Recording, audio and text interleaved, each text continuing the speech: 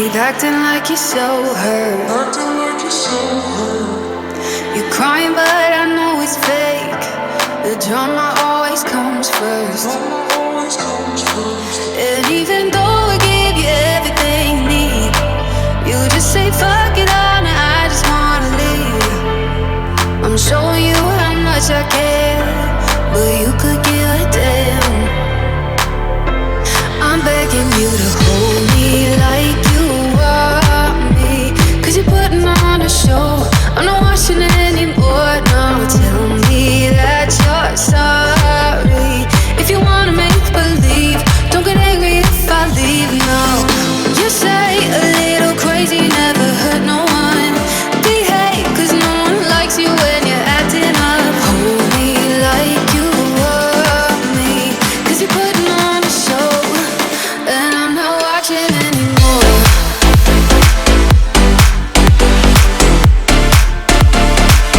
And I'm not watching anymore.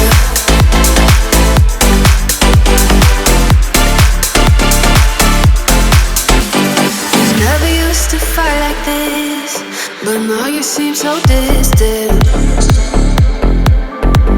And every time we're arguing, you gotta play.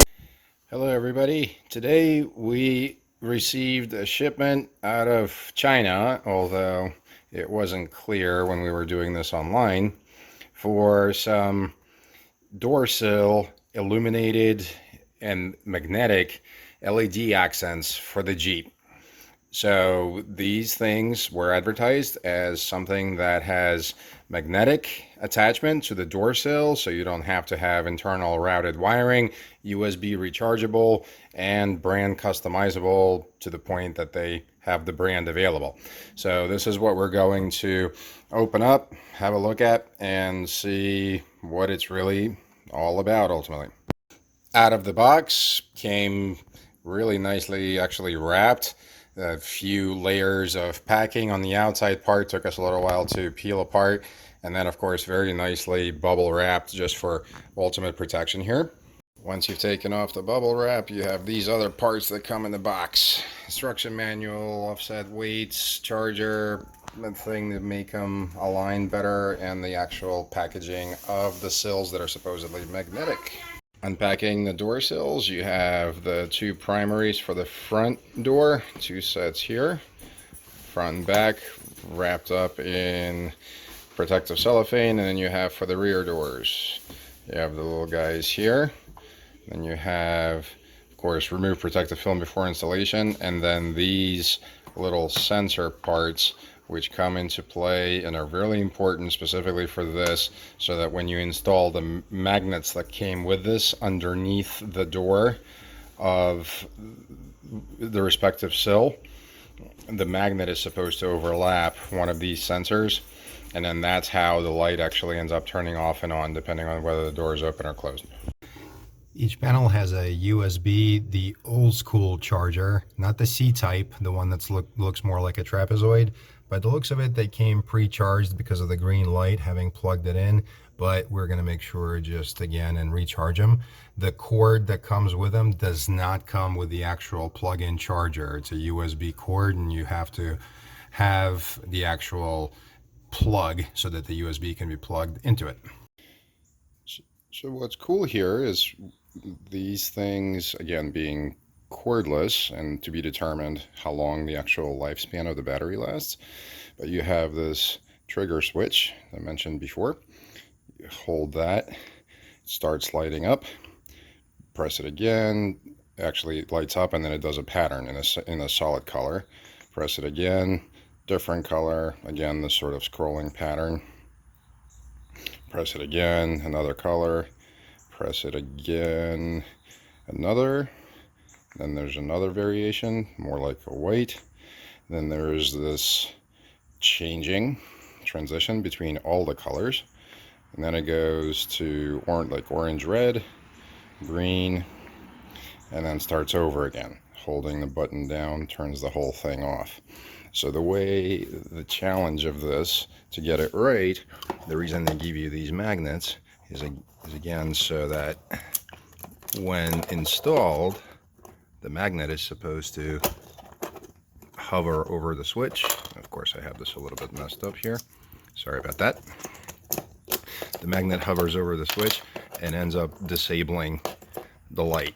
So the idea is that the door is going to come over the switch and make it stop. So if we could prove that point just by holding this, let's hold this down. There it goes. Turn this off. Turn this on, I mean. There's the light. So now the set of magnets that comes with this, if I hover it over the switch or near it, there it goes. It doesn't do it anymore. Magnet moves away, the light comes on. So over and away. So the point here is that while this is going to go into the door sill of the Cherokee here, it's going to go down here, but the magnet or set of magnets is supposed to go more so over here somewhere. So you have to really get it right so that the magnet, when the door is shut, hovers over the panel.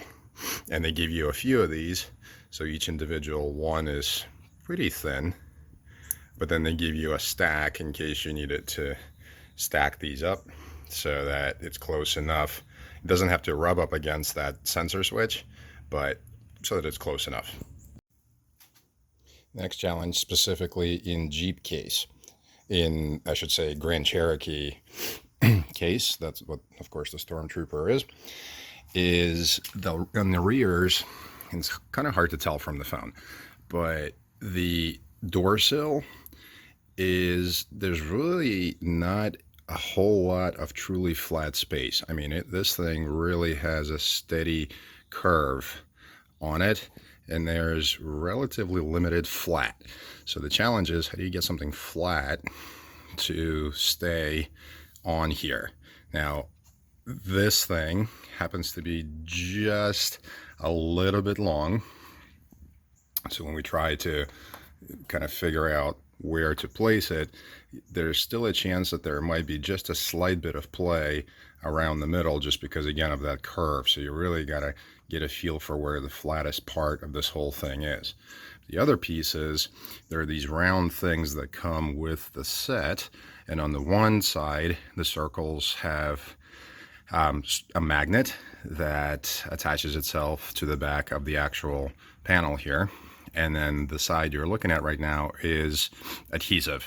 So it increases the holding strength, because the actual panels do have some magnetic stuff in them, but it's definitely not enough to hold them strongly enough in place and not slide around or slide out.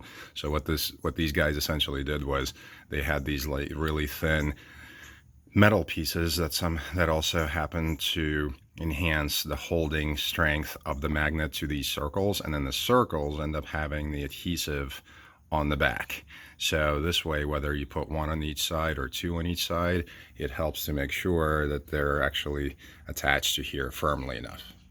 And remember, you don't want to use double-sided tape to mount these. I mean, I guess you could, but remember, the whole point of these things is to remove them to be able to recharge them in the outlet eventually. So I guess you could do double-sided tape and really cement it onto here, but then realize that you're going to have some struggle potentially when it's time to recharge these things, to peel them off, and hope not to break some internals when you're starting to bend things to try to disconnect double-sided tape. So we're going to try this without anything that extreme, kind of see what happens. This is about as good as we ended up being able to get this thing. But what I was talking about is, it's kind of hard to tell from the phone, but there's still play. If you can kind of see where my thumb is, still going up and down, again, because in the rears of Grand Cherokee, it's just, this thing is just not flat for long enough of a period. So even trying to put it out away from the door, you still don't have quite enough. So this thing is definitely not completely, this is one of, I would say, opportunities here. One of the things that I wish was better, and that this technically is still movable. See, here's me moving it. So we'll see how this holds up to vibrations and driving around. But obviously my hope is that it stays relatively put. Okay, so here are the lights cycling installed, and then after doing some trial and error, found where to put the magnet set. It took definitely, it takes at least 2 strips, 2 pieces of magnet plus the adhesive tape, just to make sure the magnet doesn't slide around. And then kind of trial and error that I'm referring to, and hopefully this will be visible, is watching to see, to make sure that the light does in fact go out. There it goes. So you guys see that. There goes the door. There goes the magnet. And we're good. So it's the only way to really know that this thing's actually truly working. And here is our front panel. Front longer, and actually when it comes to the lighting effects, it's a little bit cooler because you get these 2 additional stripes in the middle that get you to see the light even better, as opposed to the back. In the back, it's much shorter, so you don't have those top 2 lines. You just have the logo, and then you have the side light. So here the front is longer, but it's the exact same problem specifically on the Grand Cherokee, because this panel is just too long based on the curvature of the door sill. So much so that actually, as you can see here, it did end up having to use double-sided tape in 2 places where the lift was particularly severe, just to make sure that this thing did not have too much play in it, which it otherwise absolutely does. So that's just my number 1 feedback for getting this thing to fit, again, specifically for the Grand Cherokee. Can't say anything about any of the other cars. So we're just going to give our setting to the light changing and go through the exercise again of putting magnets on the bottom of the door to align with the sensor switch. Aligning the magnet with the sensor switch was a definite pain on the front. So rather than going underneath, actually went down here on this, sort of around the side here. So this one, and we ended up going with 3. So let's just make sure. Yep, there it goes. If you saw that, it's off right now. It's back on. And the other thing that I forgot to mention is what's cool about this is it does have a kind of a timeout deal. So after, I forget, I think on the spec somewhere they say about a minute or something, or maybe a minute and a half, this just stops running to try to conserve the energy. So then the only thing to reactivate it that would happen is it would sense the magnet and kick on again if for some reason there was a misalignment. But certainly aligning the magnet right off the bat makes a heck of a lot more sense. So some measurements for you guys of these things if you are still going to consider getting them. And again, bear in mind that just because you see a logo on here does not mean that they made this specific to that brand. All of these things from this manufacturer are the exact same length and width, no matter what kind of car you have. So just heads up on that, which is again one of the reasons why ours here may be a little bit too long for either purpose, unless of course you got the rears and put them on the front. It would fit much better maybe that way. So about 9.5 inches on the rears. The width is the same for both, for rear and the front plates, so 2 inches across. 9.5 on the rears, length 2 inches across. And then we're going to go measure the front. And for the front, what do we got? If I could do this better one-handed, which of course I should have done a GoPro, but oh well. Got about 21 and a quarter. It's 21 and a quarter or so length for the front. Again, 2 inches across for the front panel. Again, if maybe I would have done ordered just a set of another rears to put them here. At least here I know for a fact they would have fit, but again, I was looking for that cooler set of stripes on the top. So what we're going to do is going to drive around with this thing for a day or two, see how they hold up, see if there's any movement, see any other challenges maybe we uncover, and then throw a matching set on the other side exact same way. So hopefully you guys thought this was helpful. Thank you.